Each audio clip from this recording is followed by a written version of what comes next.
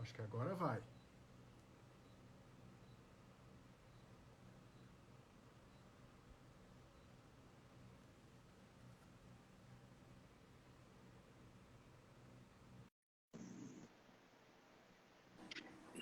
Olha, João, eu estou muito triste Você, com você. você não pagou a sua internet Eu esse nunca mês, tá? imaginei, eu nunca imaginei que a gente ia passar por isso. Que a gente, nessa idade, onde a gente está na nossa carreira profissional, você não pagar a conta da internet, é muito triste isso. O que, Olha, que os alunos vão pensar de mim? eu tenho comprovante que você que caiu. Não, não fui A eu que caí, massa, não. Eu fiquei aqui com ou os se alunos for. perguntando. Eu A também fiquei aqui Cristina com os está de alunos prova, teus o Daniel perguntando. está de prova, eles falaram comigo, o Clemil está de prova. Então foi porque você começou a falar de comunismo e aí É lógico, acabou. falar de comunismo dá sempre azar. Por isso que eu sou de direita e você é de esquerda. Mas eu pago a minha conta de internet. Tô brincando. Veja se Não, eu alguém quer sei que fazer você alguma não paga. pergunta. Eu sei que você não paga. Eu sei que você está brincando. Eu sei que você não paga. Veja se alguém quer fazer alguma pergunta para a gente poder encerrar também, porque eu já estou cansado. Você já jantou hoje, Rodrigo? Não, Eu também. Só tem não, seis não pessoas. jantei, não. Vamos continuar um pouquinho, porque só tem seis até o pessoal voltar. Aí a gente abre para Tá, mas perguntas. será que o pessoal vai voltar? Porque depois Tá dessa voltando, tá última. voltando, Tá voltando? tá voltando. Aos poucos Então tá bom. estão voltando. Bom, onde você estava quando caiu? Eu não me recordo. Eu estava terminando de falar sobre o nazismo, falando sobre o imperialismo nazista, que a correlação era essa, né? Falando que o Império Romano ele se mantinha com base na tributação, mas o nazismo queria exterminar outras raças. Falei sobre a teoria racista do século XIX, dizendo que os nazistas, o Estado nazista era um Estado racista, que acreditava que uma raça era superior à outra. E a raça superior precisava aniquilar as raças inferiores. Então, o plano original nazista, traçado em 1925, portanto, muito antes da Segunda Guerra Mundial, era exterminar e conquistar o leste europeu a partir da Tchecoslováquia e chegar até Moscou. Portanto, precisava destruir a Tchecoslováquia, a Polônia, a Romênia e a União Soviética e destruir os franceses e os espanhóis e portugueses, porque eles eram todos chamados de raça inferior.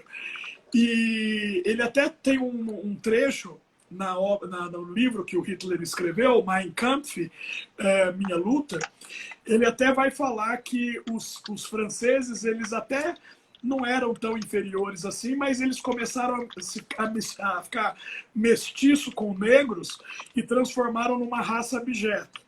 Então ele permitia basicamente a zona de influência da Itália, no norte da África, mas ele queria reviver o imperialismo, mas é um imperialismo utópico, né? Porque não era nada, tinha alguns símbolos que lembravam Roma, mas não tem uma relação assim política, ideológica entre nazismo e Roma, não.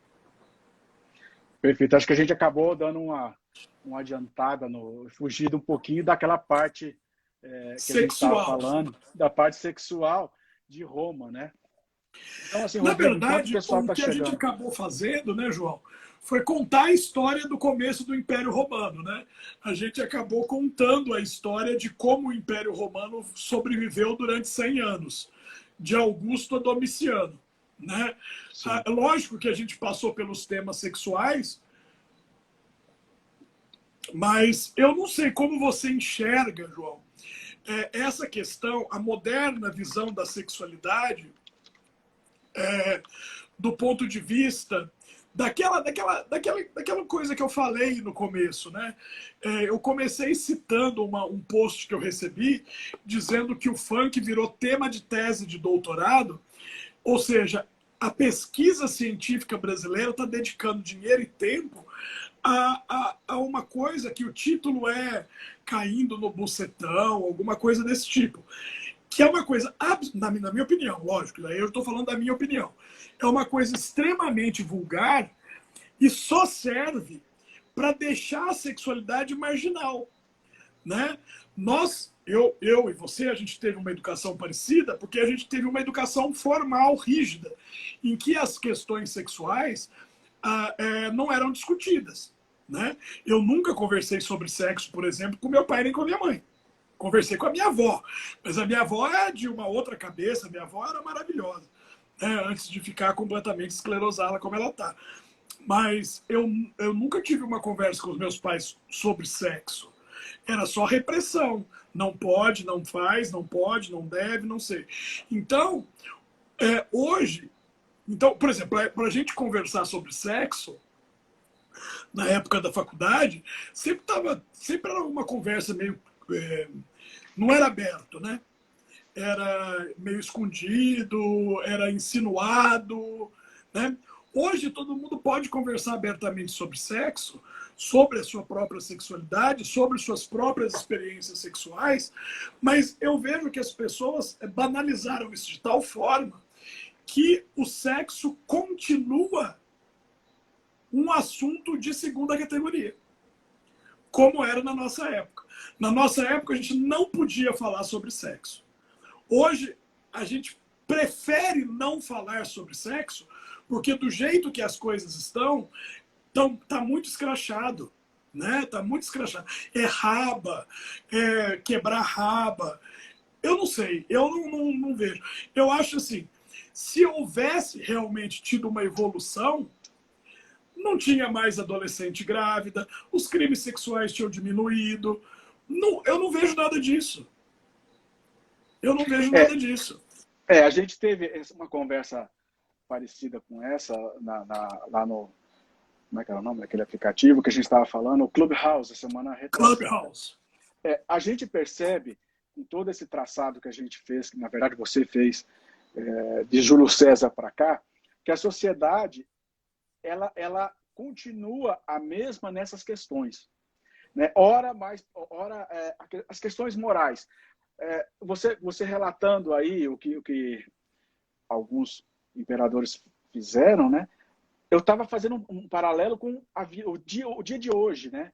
Então, assim, é aquela coisa de você testar limites, né? Você nomeia o cavalo senador, né? É eu testar limites, até onde eu vou, né? Até onde os poderes aceitam, né? Naquela época você comprava com dinheiro os militares. E hoje, né? Hoje a gente tem aí os militares no poder. Eu não quero entrar nessa seara dos dias atuais.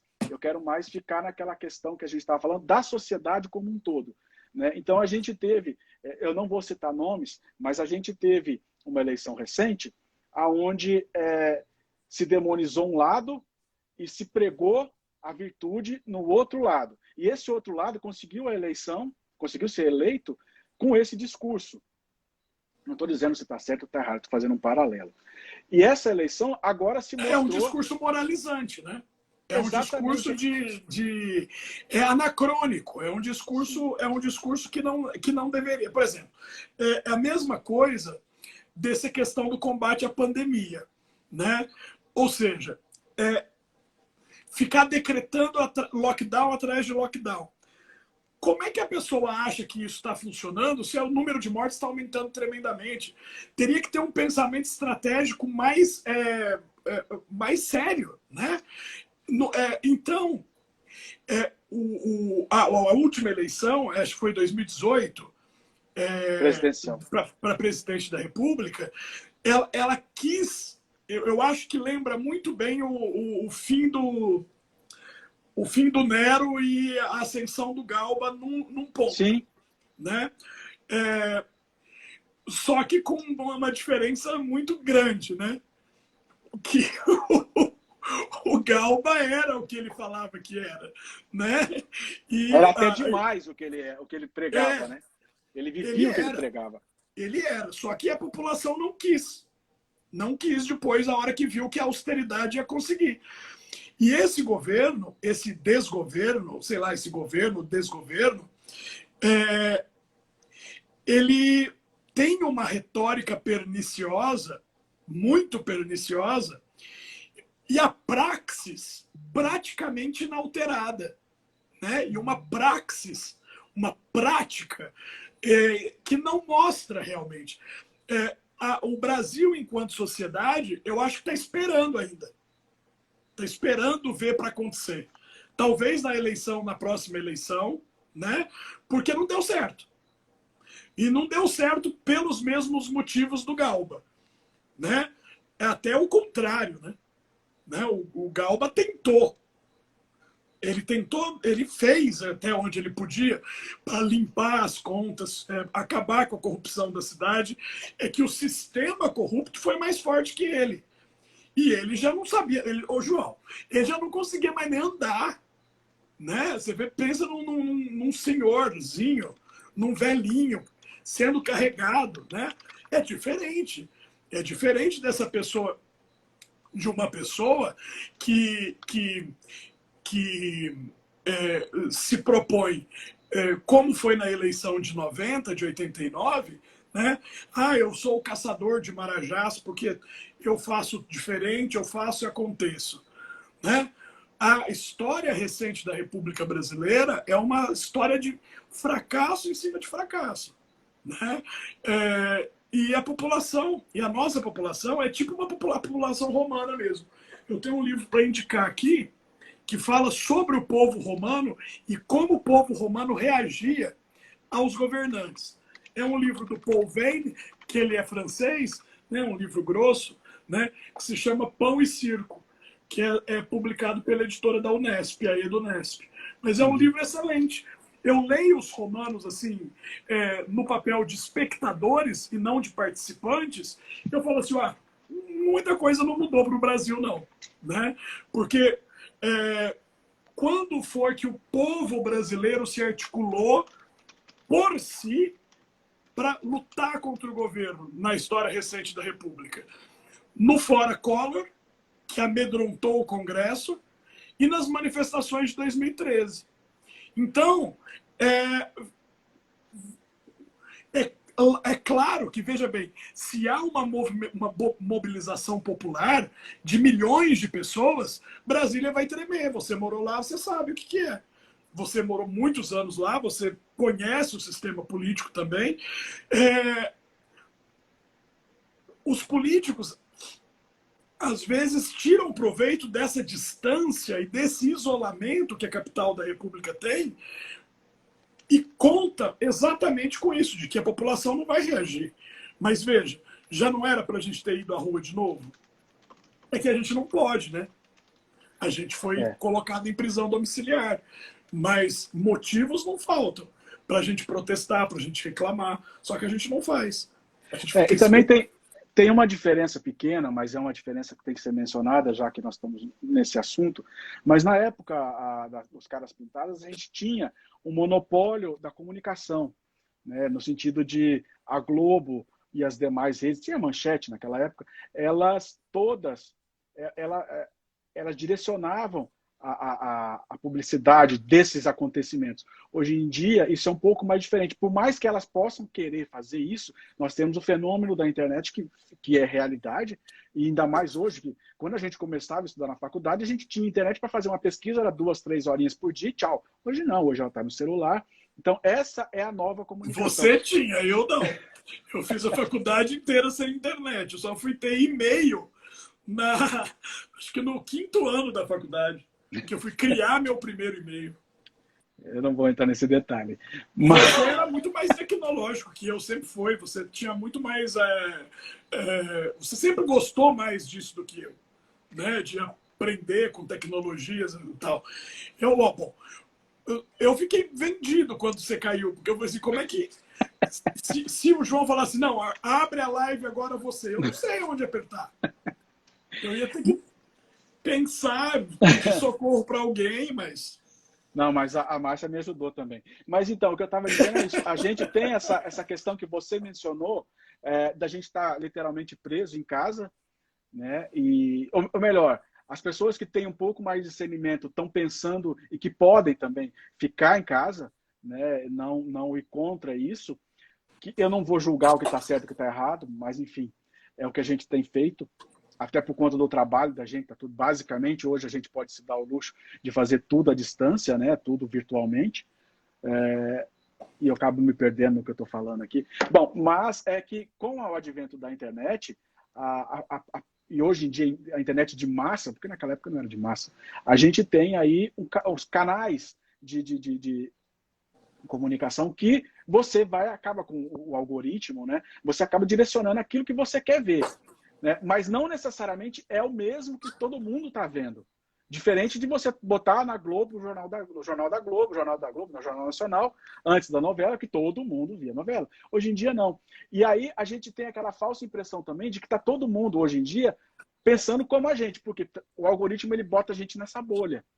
Né? Então, às vezes eu vejo pessoas comentando, meu Deus, mas como que ainda essa pesquisa está assim? Não é possível, isso é mentira. Não, não é. Se você sair da sua bolha, você vai entender que a pesquisa realmente ela está mostrando com erros e acertos, mas está mostrando uma coisa mais macro fora da sua bolha. Então, assim, a gente hoje em dia não pode ficar na bolha.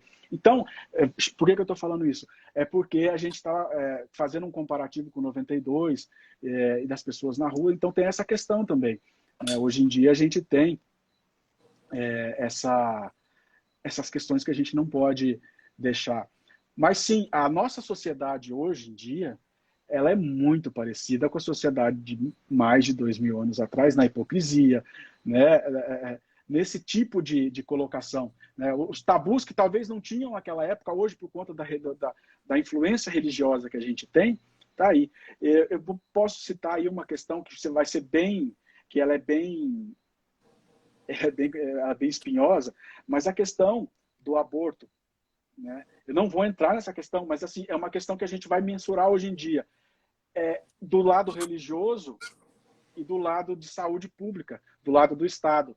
Né? O Estado, hoje em dia, nós estamos tentando dissociar totalmente o Estado da igreja, né? O Estado da religião. Não gosto de falar igreja, o Estado da religião. E a gente vê bancadas inteiras defendendo interesses religiosos, que eu não estou dizendo se está certo, se está errado, mas que eu acho que não é por aí que a gente vai conseguir resolver o problema. Né? Então, não, assim, você nós tem vivemos... a sua religião, né? Eu tenho a minha religião, a gente pratica determinadas crenças religiosas, esotéricas, talvez místicas. Eu acho que a religião, assim como a arte e a filosofia, é uma dos 3 pilares que faz a gente diferente do orangotango. Né? É a nossa capacidade artística, filosófica e religiosa que fazem a gente ter uma vida pior que a dos orangotangos. Não, pior não, porque eles estão em extinção e estão acabando. Mas o orangotango é um ser humano desprovido dessas 3 coisas. Né? Ele quer o quê? Comer, ficar quieto, coçar, dormir, acordar, comer. É o que a gente está fazendo. Agora, usar politicamente a religião é algo extremamente problemático. Né? Você tentar, depois da gente ter passado praticamente 130 anos de Estado laico, tentar usar o argumento religioso como um argumento de agenda política, isso é absolutamente problemático. Não é uma questão de ser contra ou a favor, é uma questão de a gente se posicionar de uma forma seguinte: o Estado laico é que garante a minha liberdade religiosa. Se eu buscar a solução num Estado religioso, eu vou perder a minha liberdade religiosa por conta de uma política pública. Eu não vou poder acreditar no que eu quiser. Eu não vou poder fazer o culto que eu quiser ao Deus que eu quiser. Eu vou ser tolhido, eu vou ser obrigado, eu vou ser direcionado pelo Estado. É lógico que esse perfil militarista é um perfil bom, eu acho que é um perfil bom até um certo ponto, que é o perfil da ordem, de colocar as coisas em ordem, se realmente tivesse colocado. Mas é absolutamente passível de crítica quando este perfil político quer se apropriar das crenças individuais e quer obrigar a população a acreditar ou ter ideias preconcebidas. Então, eu vejo isso com extrema cautela e com extrema extremo bem assustado, na verdade, eu vejo isso, né? Não vejo a hora disso acabar, ter um fim, vamos ver se vai ter, né? Porque isso não é uma política de direita, né? Você estuda política e eu sei que você está mais para a direita de cá do que eu estou mais para a direita de cá, mas essa política governamental que a gente tem no Brasil hoje não é uma política de direita, é uma política maluca. Né? Não é uma política liberal, não é uma política de mercado. Quantos anos você trabalhou no mercado financeiro com dólares, com câmbio 17 e não anos. sei o quê? 17 anos você teve no mercado financeiro. Você sabe o que é uma política liberal. Você sabe o que é uma política pautada nos ideais, por exemplo, impostos pela supremacia dos Estados Unidos na política econômica. Não é isso que a gente tem. A gente tem um Estado alienante. Um Estado alienante, mentiroso, hipócrita. E falar que isso é um governo de direita, isso é uma ofensa aos pensadores de direita. Eu me sinto particularmente ofendido quando alguém fala que esse governo brasileiro é de direita, ou de extrema direita, do que for. É uma pessoa que não entende nada de ciência política. É uma pessoa completamente... Quando é aluno meu e eu perco a paciência, eu falo, menino, vai estudar. Você não sabe o que você está falando. Não sabe mesmo. Agora, as mídias, né? Antes você falou da hegemonia da mídia, do controle da mídia por um órgão só. Hoje nós falamos das mídias. As mídias são mentirosas, são cheias de mentira, são cheias de desinformação. Então, vejo, meus queridos que estão nos ouvindo nesta hora, isso aqui é uma coisa estranha para você, pode ser, chamada livro. Isso não foi abolido e não vai ser abolido nunca. É aqui que está a salvação, se é que existe uma salvação. Veja, este livro aqui é de 1821. Chama De Vir Illustribus. É uma publicação rara que eu tenho sobre a história de Roma, talvez o livro mais antigo que eu tenha sobre Roma, que traça da origem mitológica de Roma até o fim da República. Totalmente em latim. Como é que eu li esse livro? Porque eu tive que aprender latim. E eu vou aprender latim no WhatsApp? Não, eu vou aprender latim estudando. Eu vou aprender política estudando. Não vou aprender política militando. Porque isso é transformar a gente em massa de manobra. Né? É uma coisa que tanto eu quanto você já passamos dessa fase de nos deixar usar por alguma outra finalidade. Você lembra das brigas que eu tinha por causa do centro acadêmico? Na Unesp? Um menino uma vez me jogou um relógio. Imagina se pegasse. Né? Ou seja, houve uma época em que eu militava mais, vamos dizer assim, à direita. Hoje não. Hoje eu fico mais talvez porque eu tenha ficado velho e sedentário. E naquela época eu era muito melhor, né? A gente percebe que a luta que a gente teve pela liberdade acabou se transformando numa libertinagem, né? Os valores... porque assim, é muito mais fácil hoje eu criticar, eu replicar aquilo que falaram sem eu interpretar, porque assim, as pessoas não gostam de pensar. Elas é papagaio de pirata, sabe? Eu li, pensar eu dá vou falar, trabalho, João. É um repetir. esforço. É um esforço. Você pega um livro, por exemplo, um livro de teoria do direito, por exemplo, o livro do Tércio. Você não vai entender na primeira leitura. Você tem que ler, tem que reler, tem que procurar no dicionário. É que hoje está tudo mais fácil, joga no Google o significado de uma palavra. Mas não é uma leitura assim de gibi. E todo mundo está querendo uma coisa sumária, um resumo, uma facilidade aqui, uma facilidade ali. Por isso que o funk está virando tese de doutorado. Né? Por isso que o funk está virando tese de doutorado. Imagina, quando a gente estudou, quando alguém falava eu defendi meu doutorado, a gente pensava naqueles títulos, daquelas teses complexas, da pessoa que estudou common law, a pessoa que fez uma bolsa sanduíche na Alemanha, na França. Porra, que é isso? Né? Ô, João, não tem 20 anos. né? Esse declínio foi muito rápido, foi muito acentuado, né? E aí os idiotas ganharam o mesmo poder de voz dos pensantes. Então, tem um filósofo que eu não gostava, mas eu passei a gostar, um filósofo brasileiro. Eu detestava, de ranço pessoal mesmo, que é o Luiz Felipe Pondé. E eu comecei a ver uns vídeos dele e comecei a me identificar muito com as coisas que ele falava. Com as coisas que ele fala daquele que se julga inteligente, daquele que quer sempre ter uma conversa politicamente correta para mostrar algo que, na verdade, a pessoa nem procurou a fonte, né? Então, é isso. A gente tem que fazer o nosso papel, e aí, o nosso papel, eu estou falando, o meu papel é o meu papel de educador, né?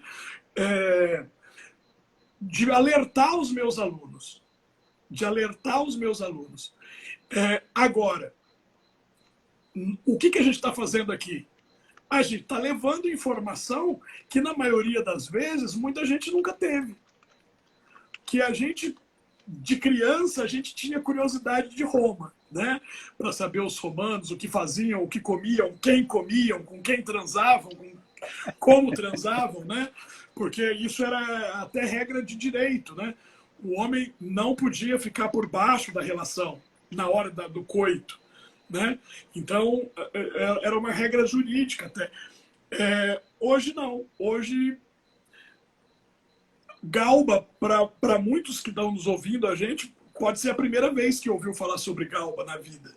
Ou sobre Nero, ou sobre Calígula, sobre Augusto. Então, a gente não pode desistir. Desistir no sentido de levar informação, sabe? Então, pode cair 1000 vezes, a gente volta 1000 vezes, mas a gente consegue concluir, né? Ou vamos fazer outra live? Vamos. Eu estou sempre disposto. Eu dou aula para os meus alunos sábado, sem ganhar nada. Eu sempre estou aí fazendo conversa, fazendo live, fazendo reforço, porque eu preciso informar. Eu preciso informar porque é o meu jeito de lutar contra a desinformação. Talvez eu seja mais um podem fazer um tipo de diferença, né? Exatamente. Então eu acho que a gente já pode dar mais 10 minutinhos aí no máximo, porque vai cair, e marcamos para daqui 15 dias os nossos sábados, que não são de aleluia, mas são de diversão, de certa forma, e alegria, né? E aí a gente vai divulgar o tema mais para frente, porque a gente tem que pensar também, tem que ter tempo de ler, né, para não passar tanta vergonha como eu estou passando hoje em alguns aspectos. A gente pode falar de raça de cachorro, a gente pode falar... É que a gente sempre vai falar de alguma coisa relacionada à política e à moral, não tem como. Porque o diálogo, ele nos leva a isso, diante da nossa perplexidade. Então, pode ser sobre o Galba, pode ser sobre o Vitélio, pode ser sobre o que for, a gente vai ter que fazer a gente não consegue não falar, né? Eu acho que a gente pode eleger um tema jurídico, talvez, por eu ser professor da faculdade de Direito e você ser advogado, mas confesso que eu prefiro os temas históricos do que os temas jurídicos. Né? Eu também prefiro, e a minha ideia nesse sentido, a gente vai pensar com mais tempo, mas é sempre fazer uma ligação dos temas históricos com um pouco de direito e estão passando a ideia da Eneida. Eu não conheço muito, vou ter que me atualizar bem nesse tema, mas eu acho que a gente pode pensar alguma coisa assim, sempre casando o direito, de certa forma, não como principal, mas como pano de fundo, a sociedade, o desenvolvimento da sociedade, a forma de pensar, inclusive, e os conceitos históricos, a época histórica que a gente gosta demais. Assim. A Eneida é uma obra maravilhosa, né? Ela é a epopeia da origem de Roma. Ela foi escrita por Virgílio, na época, para Augusto, né? Para o primeiro imperador, porque o Augusto encomendou, né? como tinha a Odisseia e a Ilíada, o Augusto queria que a civilização romana tivesse uma obra tão monumental quanto as de Homero. E o Virgílio Naso, né, que era o escritor, o poeta da corte, vamos dizer assim, que tinha escrito coisas lindas nas Écoglas, né, né, é dele a frase, né, amor omnia vincit, né, o amor vence tudo, né, e amor, né, nesse caso é o Cupido, né, não é o amor abstrato, né, o amor vence tudo, né, e ele vai falar da guerra de Troia, que um dos troianos saiu e ficou peregrinando pelo mundo até chegar na Itália para fundar a civilização romana, né? Contar aquelas histórias da intervenção de Marte, a intervenção de Vênus, das deusas todas, né? É muito legal. Mas é mitologia, né? Mitologia. Eu acho que a gente tem bastante ideia também. O professor Osvaci, que é um querido professor meu, tá, nosso que eu falo de todo mundo que queira fazer os cursos dele, conhecer o trabalho dele. E ele está dando ideia também do O Nome da Rosa, do Humberto Eco. O Nome da Rosa é uma obra monumental, né? Que vai mostrar uma fase da Idade Média, 1300 e pouco, né? Em que o pano de fundo para a história, né, é uma briga do papado, né, uma briga entre o Papa e o Imperador para a supressão da ordem franciscana, porque a ordem já tinha 200 anos e o Papa da época toda uma questão política. O Papa da época já não morava mais em Roma, morava na França, e ele era um mega de um argentário, né? De uma pessoa preocupada com dinheiro e tal. E os franciscanos, você sabe que era uma oposição ao Papa nessa época. E o imperador do Sacro Império Romano ficou do lado dos franciscanos para poder atingir o Papa. Nesse meio termo do debate, o personagem vai para aquele lugar onde acontecem os assassinatos e tal. Mas a gente pode falar sobre Idade Média na próxima. O que você acha? Podemos sim. Podemos sim. A gente vai ter uma semana para a gente pensar, uma semana para a gente estudar, e aí no sábado próximo, daqui 14 dias, a gente... 13. Porque se forem mais ou menos os fiéis que estão com a gente até agora para assistir a nossa próxima live, fica bem claro, né, o que foi o Império Romano, e depois que o Império Romano acabou, como que surge a Idade Média, né? Perfeito. Eu acho que a gente pode ir nesse sentido, sim. Eu concordo. E a gente vai encerrando, porque eu acho que o meu amigo Rodrigo deve estar morto de fome. Né? Eu estou tentando ficar em forma com jejum intermitente, e eu só como proteínas e frutas agora. Embora eu tenha uma dieta bastante diversificada, eu como outras coisas também, né? Mas a princípio eu vou morrer de comer agora e vou ter refluxo a noite inteira, obviamente, porque 1h da manhã não é hora para você jantar, né? Agradecendo os meus alunos que estão aqui até agora, né? Agradecer o Matheus, eu não sei se o Matheus está aí, que me deu esse copinho. Tá, Matheus está sim. Tá? Matheus tá? Matheus, um beijo para você. A Márcia, com certeza, deve estar. O Daniel Vaz, a Cristina. Tá, também. São pessoas que, assim, eu acho que se eu... E logicamente, seus convidados, né? As pessoas que entraram por sua causa. Eu estou tentando me aproximar do celular para poder ler, mas não estou conseguindo, porque eu afastei muito a cadeira. Tem o professor Osvalci Júnior, agradecendo, um abraço para ele. Né? Cristina maravilhosa, Cristina é maravilhosa. Matheus, querido. Né? Que bom, que bom. Daniel, eu teria que colocar outros óculos, mas agradeço os... Eu também agradeço o Caio, ele está escrevendo para a gente aqui umas ideias para a gente mais para frente colocar. Agradeço a todo mundo que está aí, quem teve paciência de ficar ouvindo. Peço desculpa se fugir um pouco do tema. O querido professor também, Osvaci. E, Rodrigo, você é uma pessoa especial. Eu não vou contar. Aliás, na próxima live eu vou contar para o pessoal aquela ideia de Cauê! jantar. Você está enxergando? Não estou enxergando. Eu vi o Cauê Almar, você escreveu. É. Você vai contar o quê? Não vai contar da minha vida, não. Da nossa, dos planos. Bom, eu não vou contar. Vou contar alguma coisa, mas eu não vou contar o que eu vou contar. Qual mas jantar? tem a ver com comida. Tem a ver com comida. Putz, João, a gente passou metade da nossa amizade só comendo. A gente só se encontrava para comer, cozinhar, fazer churrasco e todos os restaurantes da cidade de Franca a gente foi, do lixo ao luxo, né? Até hot dog, né? Com 3 salsichas. Hot dog na rua a gente comeu. Sorvete, lembra como a gente comia sorvete, gente? Não vamos contar, não, porque isso tem a ver com a próxima live. Na parte final da próxima live, aqui 15 dias, a gente vai falar um pouco sobre as que a gente pode chamar assim, orgias gastronômicas. Nossa! Pantagruélicas, como a gente já comeu nessa vida. Né? Ô, João, então, ó, mas se você quiser ficar marcando live para contar podres da minha vida, eu não é contar suspeito. Eu digo que não estou fazendo isso, que eu não fiz, que é tudo mentira. Não, é só se eu não lembro, eu não fiz. É pro o pessoal ficar curioso, entendeu? E comparecer na próxima live. Vai ser um presente. Na época que eu era magro, né? E que a minha pelagem era tá ótimo.